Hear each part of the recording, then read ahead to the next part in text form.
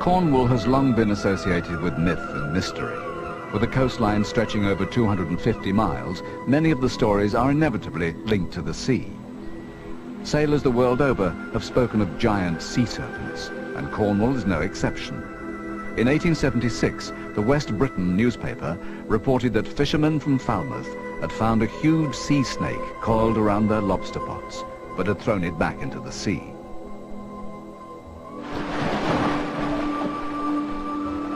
In the course of her researches into local history, writer Sheila Bird has come across many tales of strange sea beasts. There have been sightings around these shores for hundreds of years, and a lot in this century, particularly in the first decade of the century when the early steamships were around, and some of them were seen from the decks of the early steamships. Sightings of a mysterious marine animal known locally as Morgawr, Cornish for sea monster, continue to be reported along the coast. The village of Helford Passage lies on the banks of the Helford River, a few miles south of Falmouth. In 1979, Carrie Ham moved into one of the old Coast Guard's cottages.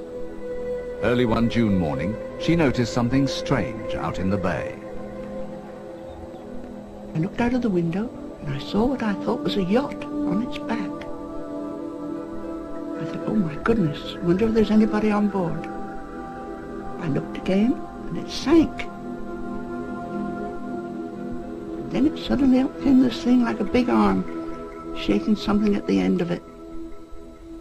Down, gone. But after that, I became very interested, and every time I saw an article, or even a cutting about it, I kept it, and I've got a scrapbook, and it's filled with all the accounts. In March 1976, a woman calling herself Mary F. wrote to the Falmouth Packet newspaper claiming she had seen Morgawr. As evidence, she sent photographs. They were controversial. Many people suspected a hoax. But witnesses continued to come forward. One of them was Tony Doc Shields, a local artist. He claimed that it was here at Parsons Beach that one November day he saw Morgawr. The thing was there, small head that rose up on a long neck, and then one hump behind it, two humps behind it, and the third hump came up, and it moved very smoothly along the river here, and then turned and went out towards the bay and dropped down. Doc says he took these photographs, but without a telephoto lens they lacked detail. His story too was met with skepticism. People accused me of inventing it, except that a lot of other people were seeing it as well. I know what I've seen, and it doesn't matter whether they believe me or not. The great thing about it was that the thing exists. That is the mighty thing about it, that Morgawr is real. The credibility of other witnesses like Sheila Bird is less easily undermined. Anyone who reports a sighting has to take a lot of stick. I'm a writer, and I'm a writer of non-fiction. I'm not a person for practical jokes or anything like that. 7 miles to the northeast of Falmouth is the village of Port Scatho. In July 1985, Sheila Bird and her brother, an environmental scientist, were walking along the cliff top above the village when her brother spotted something out to sea. Sheila, what's that? Good heavens. Whatever is it? There was this gigantic sea creature with a small head, a long neck, and an enormous hump. It's a monstrous thing. The very first thought that entered my head is, my God, it's escaped from the pages of a storybook. It's a sort of mottled grey. I would say it was swan-like, it was gliding. The shape and appearance was totally different from anything that we're familiar with. Some months after the sighting, I consulted 2 paleontologists. I only had to say a few words, and they both said to me, you don't have to say any more, we know exactly what you've seen.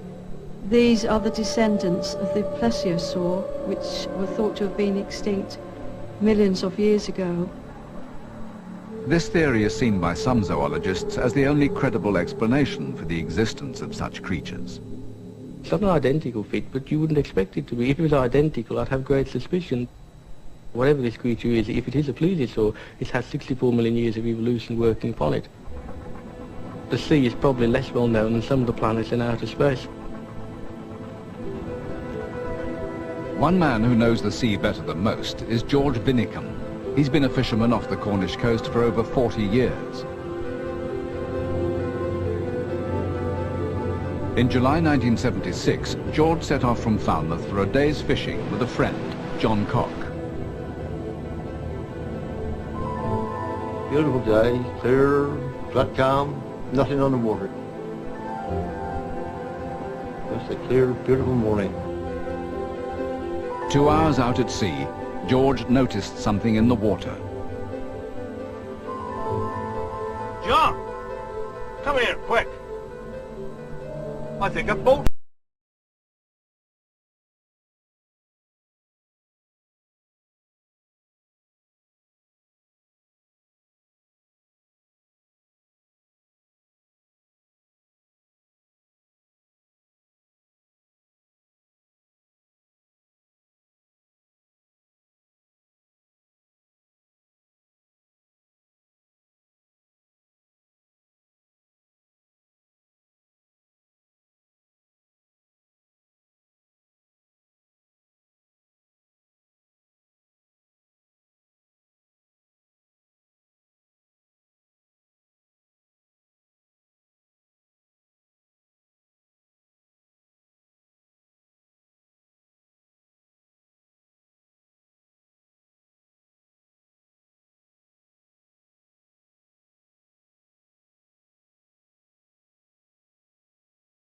And larger than ever I've seen before. I mean, a 32-foot boat, and it was a piece of boat.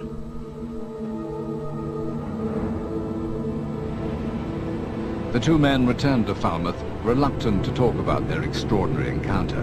But word of their sighting of a strange sea creature soon got out. A couple of days after, the local paper came down and interviewed us and asked us what we saw. That started the old ball rolling.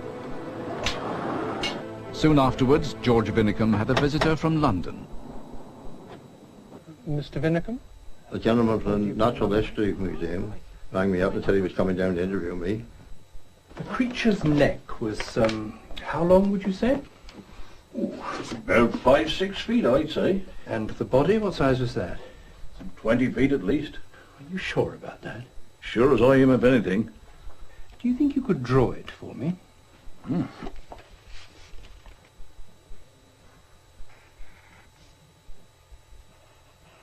In another room was John Cock. He also drew what he'd seen. He drew his. When he brought his back, he said, well, it was the same, you've drawn it before. I said, we haven't drawn it before at all. He said, that's what we saw. And then he brought out this book with all these things in there, prehistoric monsters and all the other. He said, pick out the one you think you saw. That's it, definitely, no doubt about it. Well, what is it?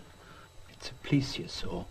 It's been extinct for over 60 million years. You can't possibly have seen one of those. That is what I saw. Same head, same neck, same body. I think what you saw was a leatherback turtle. I'm telling you, that was no turtle. Now, I have sailed them waters for 40 years, and I have seen turtles, and whales, and giant squid, but this creature were nothing like I've ever clapped eyes on. I said, you come all the way down from London to tell me what we saw. I said, I'm telling you what we saw. For Dr. Carl Schuker, the most credible explanation remains the plesiosaur.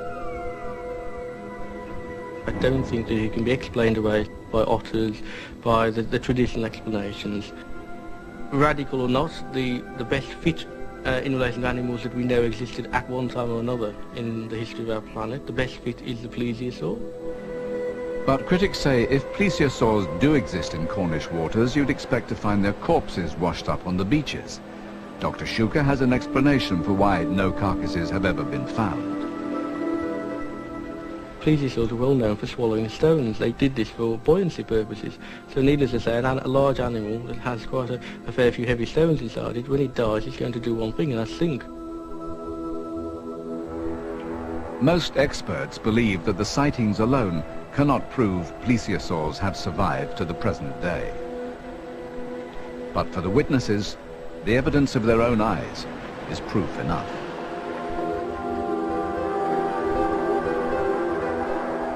What we've seen, we've definitely seen. And what it was, I don't know.